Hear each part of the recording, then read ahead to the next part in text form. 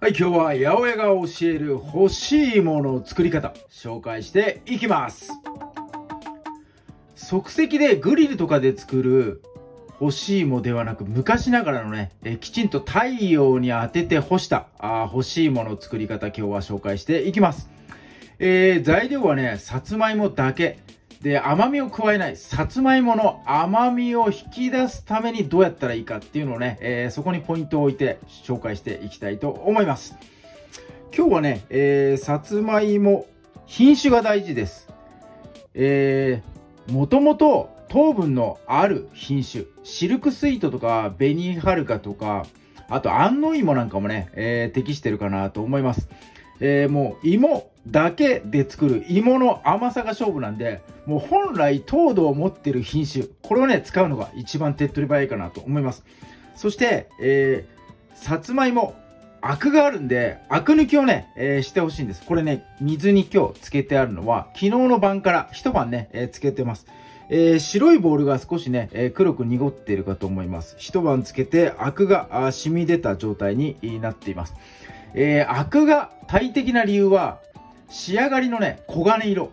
黄色、オレンジの黄金色。あいつをね、しっかりと発色させるために、アクがね、邪魔になっちゃうんですね。なので、最初にね、しっかりとアクを抜いてやります。それから、サイズですね。僕の握り、同じぐらいかな。そんなにね、大きいやつだと、これ、切って茹でなきゃいけないんで、茹でるときにね、丸ごと茹でたいんで、ちょっと小ぶりなやつがいいかなと思います。で、丸ごと茹でるので、この大きさが入る鍋。鍋のね、自分家にある大きさによって、このサイズもちょっと選んだ方がいいかなと思います。今日は分量何グラムとかは言いません。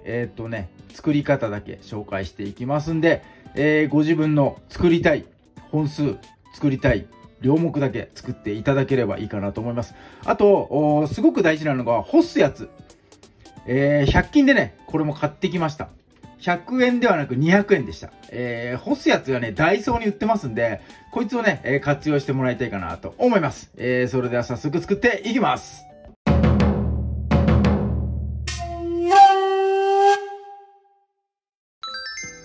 はい、では一晩アク抜きをしたさつまいもを茹でていきます。水から火を入れていきます。これね、茹でる作業、ここで、甘み決まります。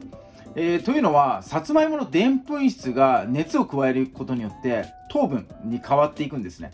で、どんだけ糖分に変化させられたかによって甘さが変わっちゃいますんで、ゆっくり茹でるっていうこと。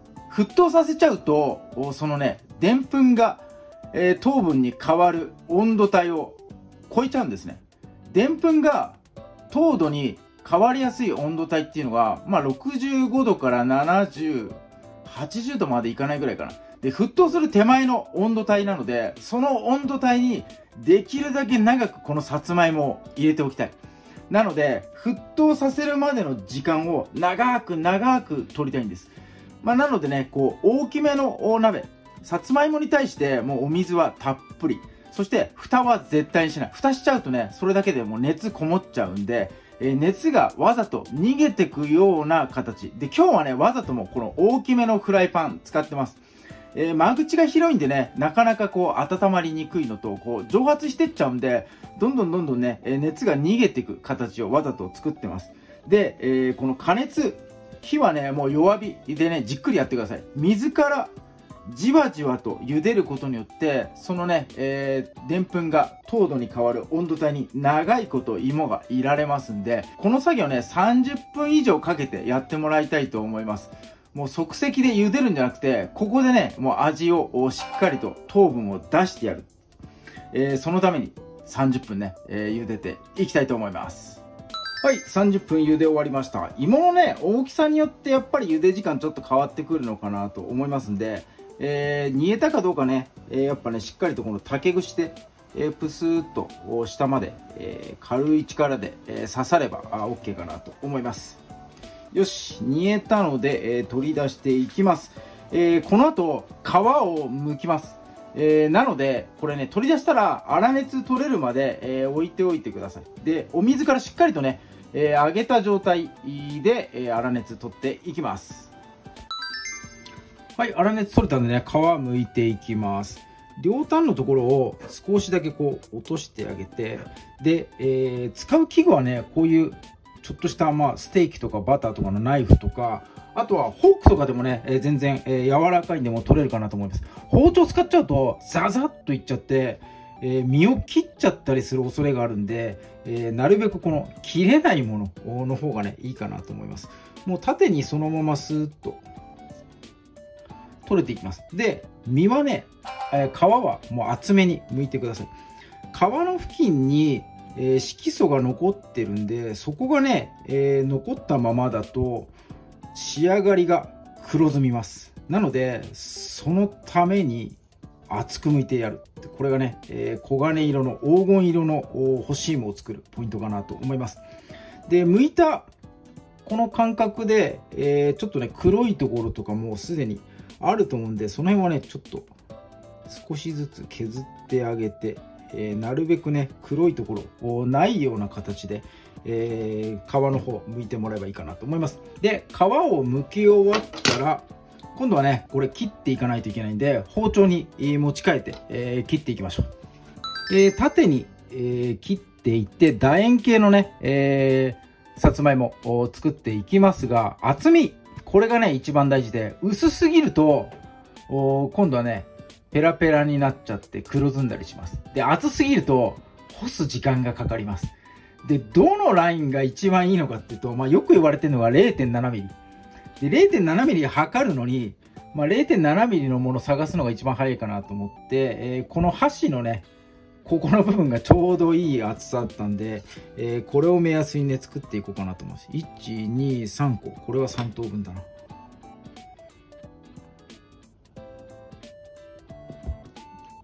よいしょ。芋はね、くっつきますんで、包丁にゆっくりとやってください。ここでね、潰さないように。で、包丁に本当は水つけたいんですが、これね、水分飛ばすために干していくんで、水を包丁につけちゃうとカビとかのね、原因になっちゃうんで、なるべくこれ切りづらいんですが、包丁には水つけないでやってもらいたいと思います。ちょうど4等分かな。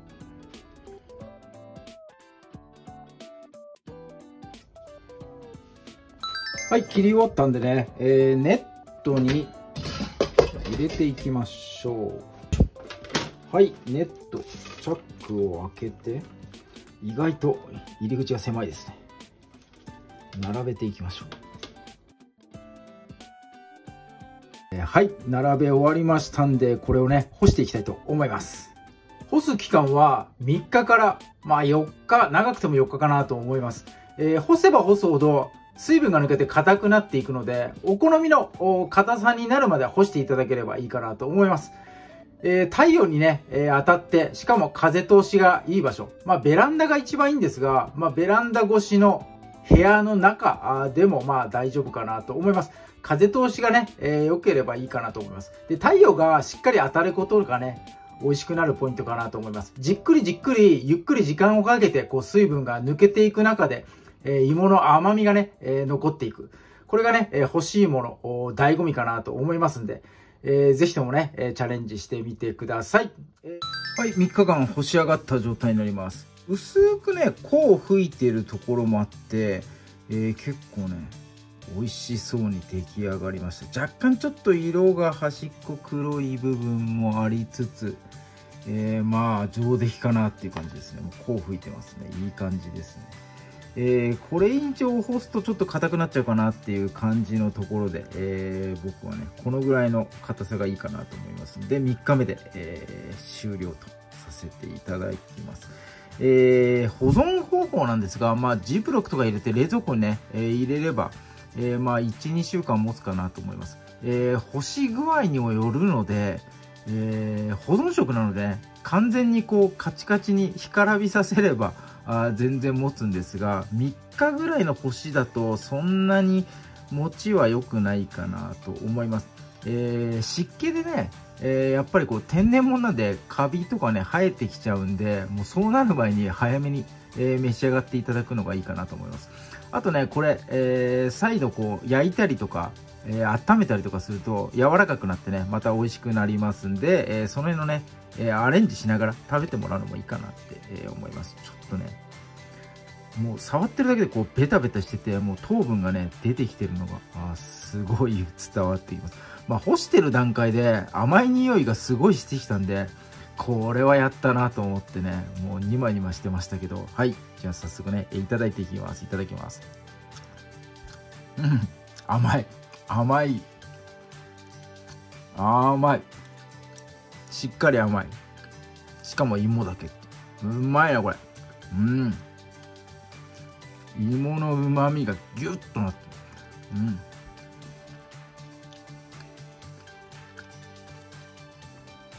る。もうね3日間眺めながら、待った甲斐があります。はい。自分好みにね厚みとか、干し時間とか干し具合とかね変えていただければ、お好みのもの作れるかなと思いますんで、ぜひともね参考にチャレンジしてみてください。今日は八百屋が教える基本のね、天日干し、の方法で作る干し芋紹介させていただきました。今日も動画最後まで見ていただいてありがとうございます。いいね、グッドボタン、そしてチャンネル登録の方もぜひともよろしくお願いいたします。